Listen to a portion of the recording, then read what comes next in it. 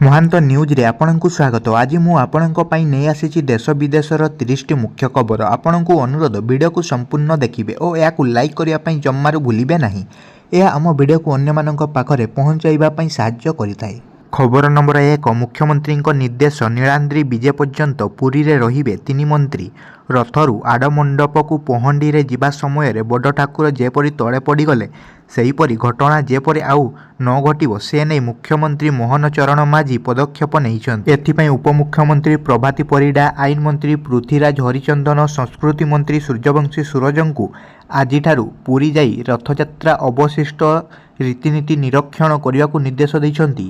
ଏହି 3 ମନ୍ତ୍ରୀ ନୀଳାଦ୍ରି ବିଜେ ସରିବା ପର୍ଯ୍ୟନ୍ତ ପୁରୀରେ ସକ୍ରିୟ ଭାବେ ଉପସ୍ଥିତ ରହି ଶ୍ରୀଗୁଣ୍ଡିଚା ଯାତ୍ରାର ଅବଶିଷ୍ଟ ରୀତିନୀତି ଯେପରି ସୁବ୍ୟବସ୍ଥିତ ଓ ଶୃଙ୍ଖଳିତ ଭାବେ ଅନୁଷ୍ଠିତ ହେବ ତାହା ନିଶ୍ଚିତ କରିବେ। ଏହାସହ ଶ୍ରଦ୍ଧାଳୁ ତଥା ଭକ୍ତମାନଙ୍କର ଯେପରି କୌଣସି ଅସୁବିଧା ନ ହେବ ତାହା ସୁନିଶ୍ଚିତ କରିବା ନେଇ ଯତ୍ନବାନ ହେବାକୁ ମୁଖ୍ୟମନ୍ତ୍ରୀ ଶ୍ରୀ ମାଝୀ ଖବର ନମ୍ବର 2, ସାଇବର ସେଲ୍ କବ୍ଜାରେ 2 ନାଇଜେରିଆର ଠକ। ସାଇବର ଠକେଇ ମାମଲାରେ ନାଇଜେରିଆର 2 ନାଗରିକଙ୍କୁ ଗିରଫ କରିଛି କ୍ରାଇମବ୍ରାଞ୍ଚର ସାଇବର ସେଲ୍।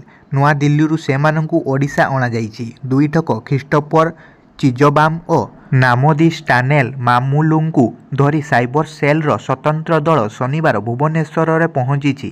ଅନ୍ୟ ଜଣେ ଠକ ଆରତୀ ଗୌତମଙ୍କୁ ମଧ୍ୟ ଓଡ଼ିଶା ଅଣାଯାଇଛି। ଏମାନେ ଭୁବନେଶ୍ୱରର ଜଣେ ବ୍ୟକ୍ତିଙ୍କଠାରୁ 2 କୋଟିରୁ ଅଧିକ ଟଙ୍କା ଠକି ନେଇଥିଲେ।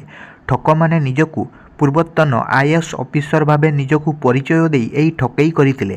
ପରେ ଠକାମିର ଶିକାର ବ୍ୟକ୍ତି ଜଣକ ସାଇବର କ୍ରାଇମ୍ ୟୁନିଟ୍ରେ ଅଭିଯୋଗ କରିଥିଲେ। ଖବର ନମ୍ବର 3, 150 ଟନ୍ ଫଳ ପନିପରିବା ନେଇ ମାଳଦ୍ୱୀପରେ ପହଞ୍ଚିଲା ଭାରତୀୟ ଜାହାଜ। ଭାରତରୁ 150 ଟନ୍ ଫଳ ପନିପରିବା ପରିବହନ କରୁଥିବା ପ୍ରଥମ କାର୍ଗୋ ଜାହାଜ ମାଳଦ୍ୱୀପରେ ପହଞ୍ଚିଛି। ଆମଦାନୀ ମୂଲ୍ୟ ସ୍ଥିର କରିବାରେ ଏହା ମାଳଦ୍ୱୀପକୁ ବହୁତ ସାହାଯ୍ୟ କରିବ। ଜାହାଜ ତାମିଲନାଡୁର ଟୁଟିକୋରିନ ବନ୍ଦରରୁ ବାହାରି ମାଳଦ୍ୱୀପର ଦକ୍ଷିଣ ଅଟଳରେ ଥିବା ହିତଦୁ ବନ୍ଦରରେ ପହଞ୍ଚିଛି। ତାଜା ଫଳ, ପନିପରିବା, ପିଆଜ, ରସୁଣ ଏବଂ ଅଣ୍ଡା ଜାହାଜରେ ରହିଛି। ଖବର ନମ୍ବର 4, ରାଞ୍ଚିରୁ ଆସିଲେ 2 ବିରଳ କଳା ବାଘୁଣୀ ସମେତ 18 ପ୍ରାଣୀ। ନନ୍ଦନକାନନ ପ୍ରାଣୀ ଉଦ୍ୟାନକୁ ରାଞ୍ଚିସ୍ଥିତ ଭଗବାନ ବିର୍ସା ମୁଣ୍ଡା ପ୍ରାଣୀ ସଂଗ୍ରହାଳୟରୁ 5 ପ୍ରଜାତିର ମୋଟ 18ଟି ପ୍ରାଣୀ ଆସି ପହଞ୍ଚିଛନ୍ତି। ସେଗୁଡ଼ିକ ଭିତରେ ଅଛନ୍ତି ବିରଳ କଳା ରଙ୍ଗର ଏକ ବାଘୁଣୀ, ଗୋଟିଏ ସାଧାରଣ ନାଲି ରଙ୍ଗର ବାଘୁଣୀ, 4ଟି କଳାପଟା ଚିହ୍ନ ଥିବା ହେଟା ବାଘ, 2ଟି ଅଣ୍ଡିରା ନୀଳଗାଈ ଓ 10ଟି ଝିଙ୍କ। ଖବର ନମ୍ବର 5, ପୂର୍ବତନ ରାଷ୍ଟ୍ରପତିଙ୍କୁ ଗୁଳିମାଡ଼, ଜଣେ ବ୍ୟକ୍ତିଙ୍କ ମୃତ୍ୟୁ। ଆମେରିକାର ପୂର୍ବତନ ରାଷ୍ଟ୍ରପତି ଡୋନାଲ୍ଡ ଟ୍ରମ୍ପଙ୍କୁ ଗୁଳିମାଡ଼ ହୋଇଛି। ଏକ ରାଲିରେ ତାଙ୍କ ଉପରକୁ ଗୁଳିମାଡ଼ କରାଯାଇଥିବା ଜଣାପଡ଼ିଛି। ଗୁଳି ଶବ୍ଦ ଶୁଣି ତାଙ୍କର ଅଙ୍ଗରାକ୍ଷୀମାନେ ତାଙ୍କୁ ମଞ୍ଚ ଉପରୁ ଓହ୍ଲାଇ ଦେଇଥିଲେ। ଏହି ସମୟରେ ତାଙ୍କର ଡାହାଣ କାନରୁ ରକ୍ତ ବାହାରୁଥିବା ଦେଖିବାକୁ ମିଳିଥିଲା।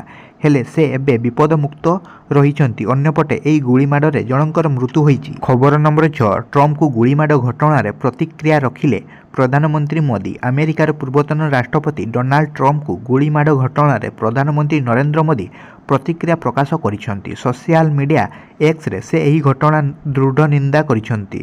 ଟ୍ରମ୍ପଙ୍କ ଉପରେ ଗୁଳିମାଡ଼କୁ ନେଇ ସେ ଦୁଃଖ ପ୍ରକାଶ କରିବା ସହ ତାଙ୍କର ଆଶୁ ଆରୋଗ୍ୟ କାମନା କରିଛନ୍ତି। ଏଥିସହ ସେ ଏହି ଘଟଣାରେ ଆହତ ଏବଂ ମୃତ ବ୍ୟକ୍ତିଙ୍କ ପରିବାରକୁ ସମବେଦନା ଜଣାଇଛନ୍ତି। ଗଣତନ୍ତ୍ର ଏବଂ ରାଜନୀତିରେ ହିଂସାର ସ୍ଥାନ ନାହିଁ ବୋଲି ସେ କହିଛନ୍ତି। ଖବର ନମ୍ବର 7, ଭାରତ ଶ୍ରୀଲଙ୍କା T20 ଓ ଦିନିକିଆ ସିରିଜ୍ ବଦଳିଲା। ଭାରତ ଓ ଶ୍ରୀଲଙ୍କା ମଧ୍ୟରେ ଖେଳାଯିବାକୁ ଥିବା ସୀମିତ ଓଭର ସିରିଜ୍ର ତାରିଖ ବଦଳିଛି।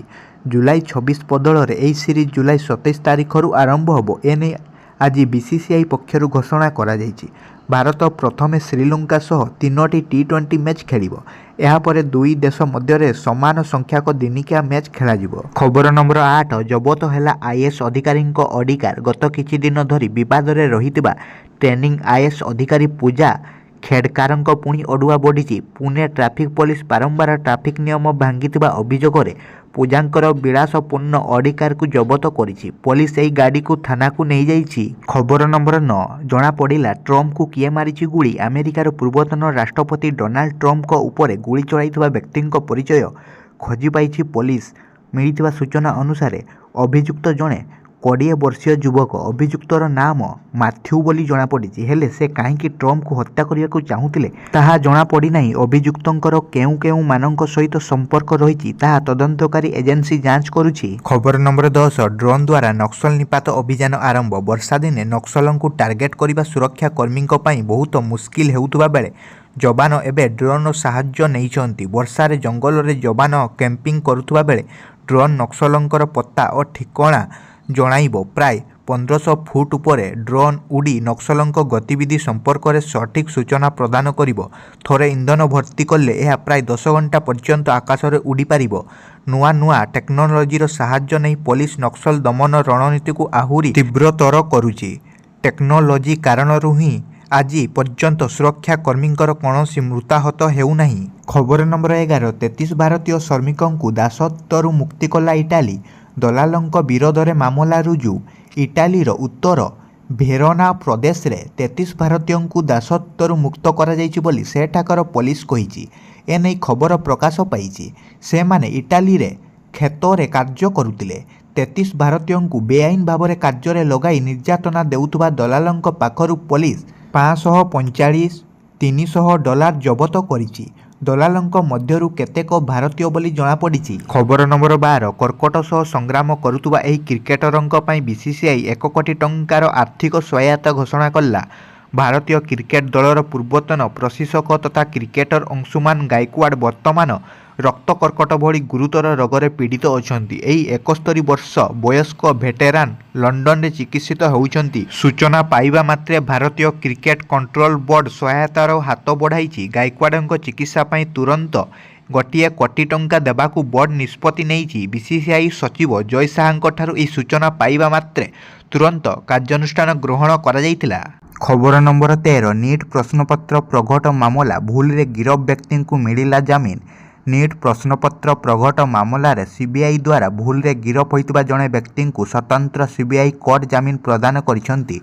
ନିଟ୍ ପ୍ରଶ୍ନପତ୍ର ପ୍ରଘଟ ମାମଲାରେ ଗତ ଜୁନ 26ରେ ଗଙ୍ଗାଧର ଗୁନ୍ଦେ ନାମକ ଜଣେ ବ୍ୟକ୍ତିଙ୍କୁ ଡେରାଡୁନରୁ ସିବିଆଇ ଗିରଫ କରିଥିଲା। ଗିରଫ ଗଙ୍ଗାଧରଙ୍କ ମାମଲାରେ ଶୁଣାଣି ସ୍ୱତନ୍ତ୍ର ସିବିଆଇ ବିଚାରପତି ଅଙ୍କିତ ସିଙ୍ଗଲାଲଙ୍କ ଅଦାଲତରେ ହୋଇଥିଲା।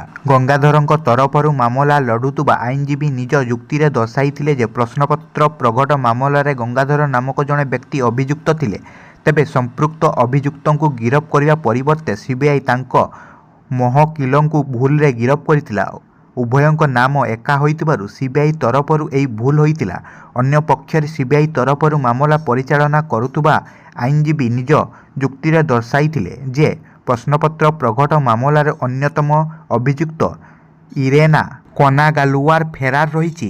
ଇରେନା ମୋବାଇଲ ଯୋଗେ ଗଙ୍ଗାଧର ନାମକ ଜଣେ ବ୍ୟକ୍ତିଙ୍କ ସହ ବହୁବାର କଥା ହୋଇଥିବା ପ୍ରମାଣ ରହିଛି। ଇରେନା ଗିରଫ ହେବା ପରେ ପ୍ରକୃତ ଗଙ୍ଗାଧର କିଏ ତାହା ସ୍ପଷ୍ଟ ହେବ।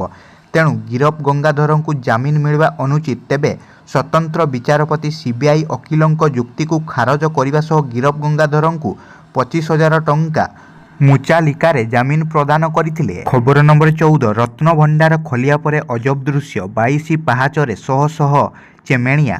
46 ବର୍ଷ ପରେ ଖୋଲିଛି ଶ୍ରୀମନ୍ଦିର ରତ୍ନଭଣ୍ଡାର। ତେବେ ଏହାରି ମଧ୍ୟରେ ଆଉ ଏକ ବଡ଼ ଖବର ସାମ୍ନାକୁ ଆସିଛି। ଶ୍ରୀମନ୍ଦିରର 22 ପାହାଚରେ ଦେଖିବାକୁ ମିଳିଛି ଅଜବ ଚିତ୍ର। ଶହ ଶହ ସଂଖ୍ୟାରେ ଚେମେଣିଆ ଉଡ଼ୁଥିବା ଦେଖିବାକୁ ମିଳିଛି। ଶ୍ରୀମନ୍ଦିରର ଚାରିଦ୍ୱାରରେ ସାଧାରଣତଃ ଚେମେଣିଆ ରହିଥାନ୍ତି, କିନ୍ତୁ ଏତେ ସଂଖ୍ୟାରେ ଚେମେଣିଆ କେବେ ଉଡ଼ୁନଥିବା ଦେଖିବାକୁ ମିଳିନଥିଲା।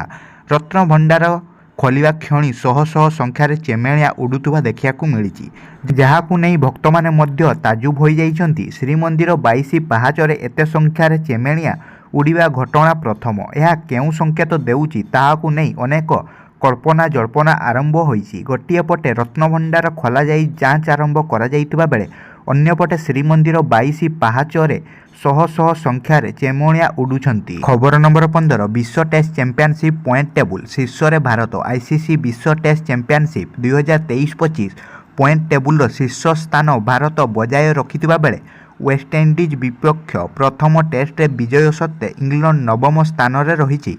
ଇଂଲଣ୍ଡ 11ଟି ମ୍ୟାଚରୁ 4ଟି ବିଜୟ, 6ଟି ପରାଜୟ ଓ ଗୋଟିଏ ଡ୍ର ସହ 25% ପଏଣ୍ଟ ପାଇ ନବମ ସ୍ଥାନରେ ରହିଛି। ଖବର ନମ୍ବର 16 ବାଂଲାଦେଶ ପ୍ରଧାନମନ୍ତ୍ରୀଙ୍କୁ ଚୀନରେ ଭୀଷଣ ଅପମାନ। ଗସ୍ତ ଅଧାରୁ ଫେରି ଆସିଲେ ଶେଖ୍ ହସିନା। ବାଂଲାଦେଶ ପ୍ରଧାନମନ୍ତ୍ରୀ शेख हसीना तांको चीन गस्त कार्यक्रमକୁ ଅଧାରେ ସମାପ୍ତ କରି ସ୍ୱଦେଶ ପ୍ରତ୍ୟାବର୍ତ୍ତନ କରିଛନ୍ତି।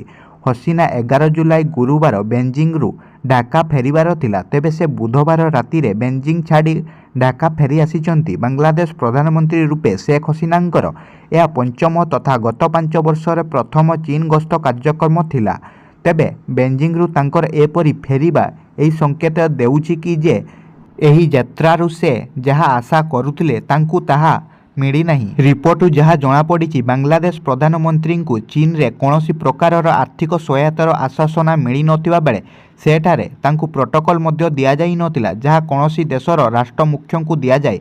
एथिरे असंतुष्ट शेख हसीना गस्त कार्यक्रम को बातिल कर स्वदेश फेरी आसिଛନ୍ତି। खबर नंबर 17 विश्वर 25टी बड़ बैंक मध्य भारतर 3टी। विश्वर 25टी बड़ बैंक तालिकार भारतर 3टी बैंक स्थान पाइଛନ୍ତି। सेही बैंक गुड़िक हेले HDFC बैंक, ICICI बैंक एवं भारतीय स्टेट बैंक। 2024 कैलेंडर वर्षर द्वितीय त्रयमास सुधा बैंक गुड़िकर बजार पुंजी वृद्धि को विचार को निया जाई एही तालिका ग्लोबल डाटा नामक संस्था पक्षरु प्रस्तुत करा जाइछि। खबर नंबर 18 खोलिलानी भंगागला श्रीमंदिर भीतर रत्नभंडार ताला। खोलागला श्रीमंदिर भीतर रत्नभंडार चाबी रे न खोलिबारु 3टी ताला कटा जाई भीतर रत्नभंडार खोला जाइछि।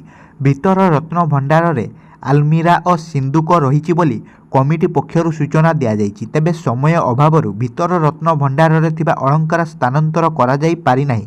केवल भीतर रत्नभंडार को कमिटी देखि चली आसीथिले।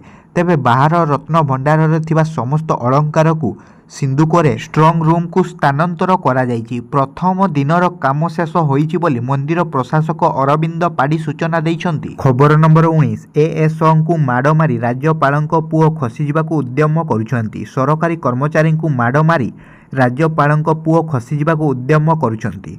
7 दिन समय मागिचन्ति, अर्थात हाईकोर्ट राज्यपालଙ୍କ पुओंकू आगुआ बेल मिली जाई पारे बोली वरिष्ठ कांग्रेस नेता तारा प्रसाद बाहिनीपति कहिଛନ୍ତି। माड़ खाइतिबा ASO परिवार को सुरक्षा दियंतु। राज्यपालଙ୍କ पुओ हाईकोर्ट जाइतिबा तारा संदेह करिଛନ୍ତି। एने राजभवन स्पष्ट करू बोली से कहिଛନ୍ତି। मामला को रफादफा करने को उद्यम करा जाउछि। मामला हेबनी, यह एक चाल भितरिया खबर से माने हाईकोर्ट जाइଛନ୍ତି बोली तारा कहिଛନ୍ତି।